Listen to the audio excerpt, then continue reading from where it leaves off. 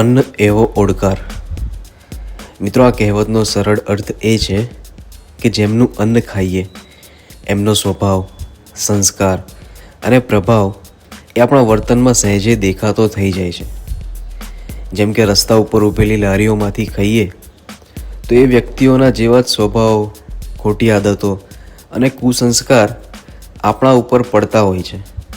જ્યારે ઘરે માતા, પત્ની કે બહેનના હાથે બનાવેલું જમીએ તો તેઓનો પ્રેમ અને લાગણી જેવા સદ્ગુણો આપણા જીવનમાં વિકસતા હોય છે. પરંતુ બીજી એક વાત, અહીંયા અન્ન એટલે માત્ર ખોરાક નહીં, એ સંગત, સંસ્કાર, વાતાવરણ અને જીવનમાં થતી અસરનું પ્રતીક છે. જો આપણે સારા લોકોની સંગતમાં રહીએ, સારા વિચારો વાંચીએ અને સારા સંસ્કારો અપનાવીએ તો આપણા શબ્દો અને વર્તનમાં પણ સકારાત્મકતા દેખાય છે. પરંતુ જો સંગત નકારાત્મક એટલે કે નેગેટિવ હોય તો એની અસર પણ આપણા વિચારો અને વ્યવહાર ઉપર પડે છે.